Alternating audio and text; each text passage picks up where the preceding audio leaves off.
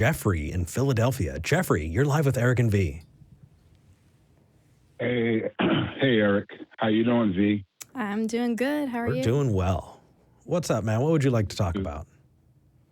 Hopping on some pretzels here. Sorry, I need a drink of water. No worries. That's pretzels okay. are good. They're good, man. Anyway, I come to you guys in peace. I come good. to you in the name of the Most High God. When I began to interact with people in the Atheist Experience show, I went into prayer for various individuals, even calling their names out unto God and in prayer. And one of the things that the first things that the Lord gave me was, and you guys being former Christians will remember this, what Jesus taught when he said, blessed are the pure in heart. You remember the rest of that, what it says? Yeah, the Beatitudes. Do you remember the rest of that particular verse, that phrase, the blessed are the pure in heart for what? What did he say after that? Isn't it for surely they'll inherit the kingdom of heaven, something like that? No. It says, blessed are the pure in heart, for they shall see God. Ah, there we go. Okay, so question here, man. Just so that we're on the same page. Are you here to have a conversation with us, or are you here to preach at us? Both. Okay, well, we'll take the former and leave the latter. But if we feel like we're picking up more of the latter than the former, we're going to drop the call. Sound good? I want to be straightforward here. This isn't an altar call, and it's not your pulpit. You guys are always you're always honest with me. We always have usually, well, for the most part, we have good exchange. Definitely. I just want to make sure that you know. That this is not your pulpit. Because this is not your soapbox. We want to talk about. Exactly. Okay, so why open the Bible in the first place? You're asking us about something that we know, but I'm questioning its relevance. Because you're bringing this up. Jeffrey, I can actually give you an example here. I remember I was having a conversation with a friend who's devout Christian. I was on my way out, and he started quoting Bible verses at me.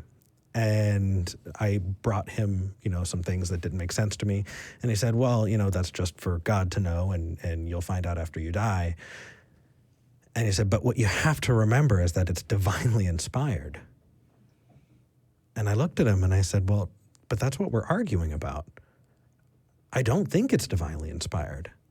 And so if I don't think it's divinely inspired, then it doesn't really have the effect that I think you're thinking it has, because we don't hold it in that regard.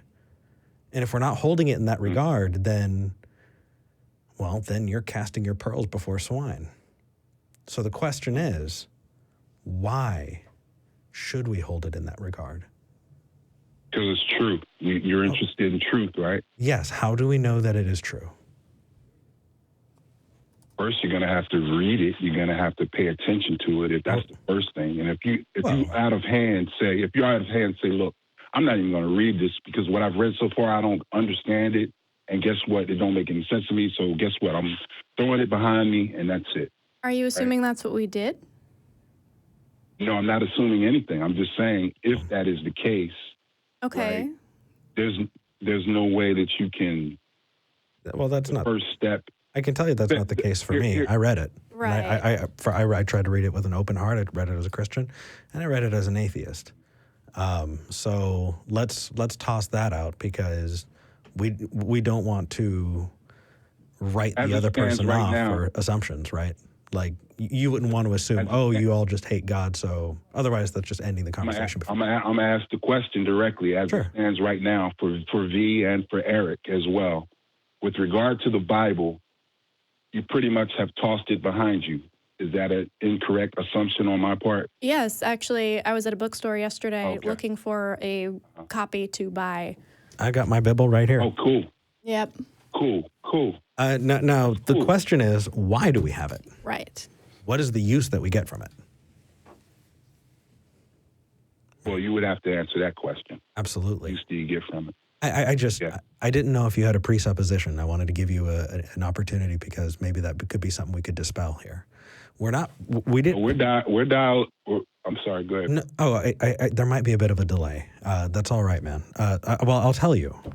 I have this Bible here not because I think it's true, in a divinely inspired sense. I have it here because I want to meet people where they're at. And sometimes that conversation goes into talking about the Bible, and it helps to have it on hand as a reference. Absolutely. Yeah, definitely. And I also want to really have a good handle on, the core subject of what I'm talking to people about. And so if they're talking about, who was it? The dude that said that Lot's wife turned into salt because... Oh, no, the story was true because when you taste your own sweat, it tastes like salt. Yeah. Right? Mm-hmm. Yeah. It's silly, and we can look in the Bible and look at that story and see how much that story props up and go from there, but we're not taking it as a truth. We're not taking it as a reference for absolute truth. So now I'm gonna test you right now. Hold on. The reason that the reason I'm bringing this up. Oh, go ahead. No, it's okay. I just want to finish this. The reason I'm bringing this up is because you brought forward this verse, and we don't hold it in reverence. Because we don't hold it in reverence, any of the verses, until you can show us why we need to hold those in reverence, then they're not going to have any. Blessed are the pure in heart, for they shall see God. Thank you, V. You remember it also, Eric, right? Yeah, the reason why I'm saying this is because you need to show us why it's important. Why, Jeffrey? Why should we care? Why is the word important? Why is the Bible important? You and I have words. We're talking. We're using words. Yeah, let's not mince things. Because we're in search of truth, right? Right. How do you know? Reality. Agreed. How do you know that what's in the Bible is true? I know it because I obeyed it and I experience it every day. Is that how anything else works? I think that's how everything works. So I went out and I got the lunch that I wanted to have, and I went out with some friends and I got the drinks that I wanted to have. And whether I had $100 or $1 million in my bank account, I could have made both of those things happen. So I'm just going to choose to believe I have $1 million in my bank account. Does that mean that's true? Okay. No. I would be fooling myself. Right? There are people who say that exact same thing about other religions, right? I live this way. And because that, it seems like you're saying that this is a personal truth, but we live in a universe that we share. And that universe has things that are true because they are, not because you want it to be. So why should we care? How do you know that it's true? And you keep asking me why you should care. I keep telling you because it's true. Right. How do you know that it's true? It is the truth. And I know by obedience, first of all. Obedience. My experience, obedience to the word, the commandments, right? And also my experience in the world corresponding to that truth that I have read and understood. So if I brought up things in the Bible that don't correspond to this universe that we're in, would that make you not a believer anymore? Well, I would investigate it. I mean, you'd have to bring it. We'd have to have that discussion, I guess. Okay. Talking donkeys. Uh-huh. Does it happen? I believe that animals communicate all the time. No, it spoke in human language. It spoke to a person. Balaam, right? So I believe that God is able to make, first of all, I said the first thing because animals do communicate with one another in languages that we don't understand. But I believe God can also translate that same language that they use to communicate to each other to humans. He's able to do that because he stopped us from being able to communicate at one point because of our pride. I mean, humankind. Yeah, which in itself is... go ahead. I'm just curious. Do you think that donkeys talk to each other using a translatable language to English? Absolutely. Or whatever language? I think ants communicate with chemicals. They use chemicals as a way to communicate with one another. That's why they're able to do the things that they're able to do collectively. Right. So you're saying... I'm just curious because what you're doing right now is you're using some claims in the Bible to prop up other claims in the Bible. And we're saying that we don't trust the Bible implicitly as a source. So you shouldn't trust the Bible. You should trust the God of the Bible. Where do we find out about that God? Where do we learn about that God? In that Bible. Right. So we're trusting the Bible about the God of the Bible. You start with the Bible. You never start with the God. Well, the God has reached out to you. That's a claim that you're going to have to back up. No, that's a claim that you're going to have to back up. I can say, and I hope you understand how incredibly presumptuous that is. Jeffrey, how would you feel if because it comes off as condescending, and I don't think you understand why it comes off as condescending. It comes off as condescending because it's, no, I'm right, and this already happened to you. You don't know us. Not only that, but you're presuming in a way that is automatically assuming that you're right. I can do that for any other religion, and you'd probably balk at it. But why is it okay for you to do that to us? And you're also conflating. Right? I don't need a response to that because I think that stands on its own. You're conflating. I've got it right here. The donkey says, "What have I done to you to make you beat me these 3 times?" How is that in any way relatable to sounds of pain or sounds of, when you're talking about, proto-language, when you're talking about, chemical communication, you're not talking about complex sentences. You're not talking about questioning each other and talking in a complex way. No, in the Bible, it says that this donkey opened its mouth and spoke in the language of that person.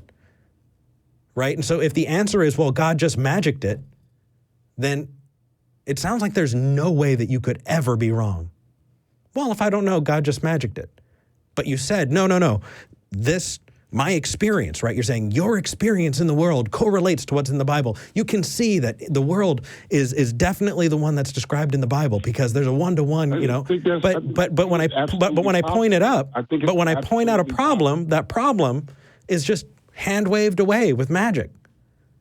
No, I'm saying it's absolutely possible. And my little bit of logic that I'm using is the fact that communication does happen with animals, right? No, not in this way. Try again. Bring me a talking donkey and then we'll talk.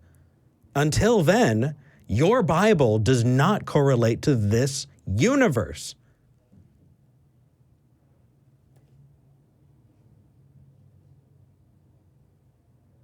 It doesn't.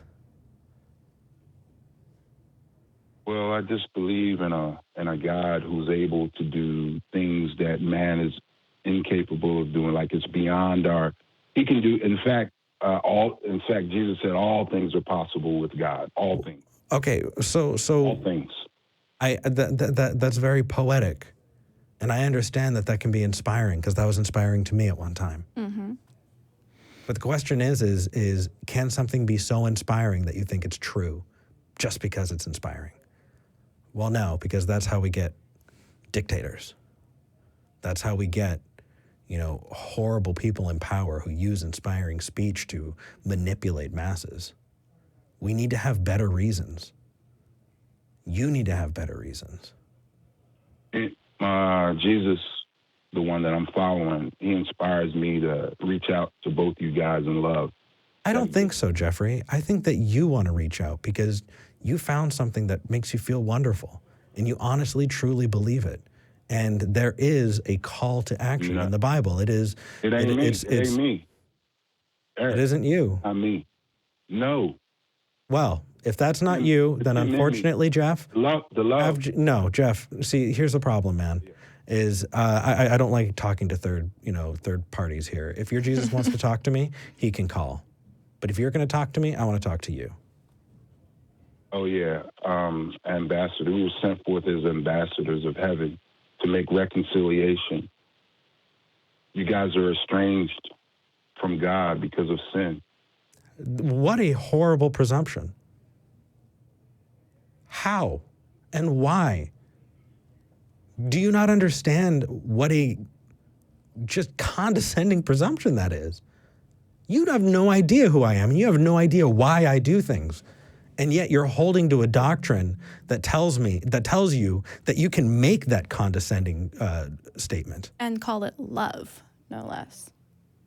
Let me tell you, man, we can love each other in ways that don't involve that. Because I've seen people send their children to go be tormented and hurt in these education centers because they were gay, right? Out of love. Mm-hmm. I've seen people cast others out of their homes out of love. So-called love. Yeah. So-called love. Yeah, I've seen parents beat their children out of love. So-called love. No, they say it's love. Why don't you listen to them? It's not real love, though. We know bullshit. No, that is bullshit. Their version, what they think. I think that they honestly think it. I'm actually going to believe them and meet them where they're at. I just think that love is fucked. And I think that we should demand better. Yes, because it's not love. It's not the love that you define as love. Right? We know it's not. We both know it's not love, Eric. I agree. Do you think that somebody, just because their child made a mistake, should lock them in the basement and burn the house down? Hell no. Then your God is not a loving God. That's not my God. It is. You don't know him.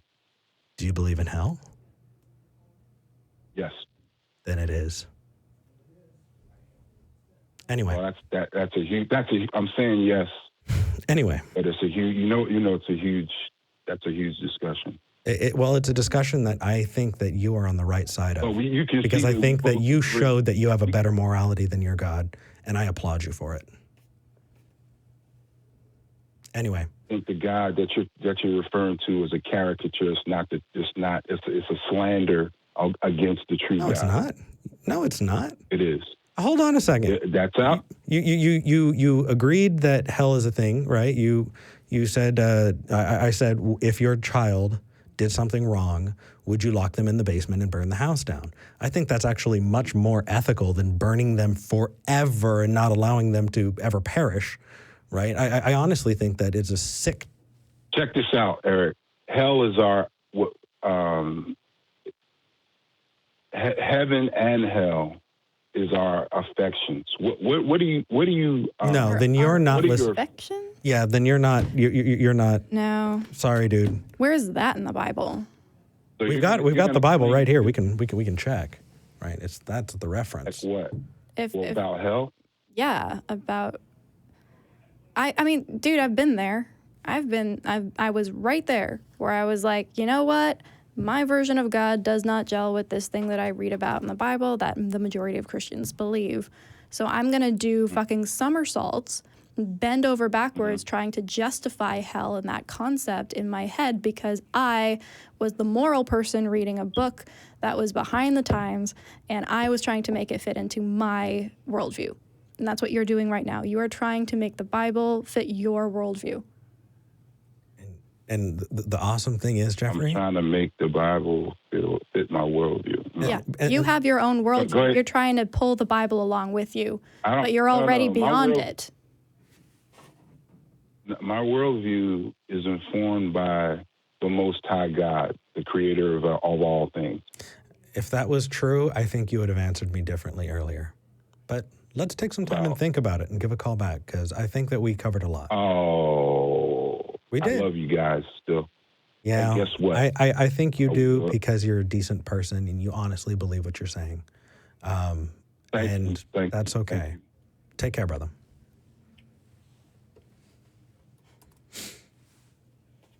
Yeah. Yes. I liked that. That was good. I could tell you were enjoying yourself there. Right? Let's go ahead and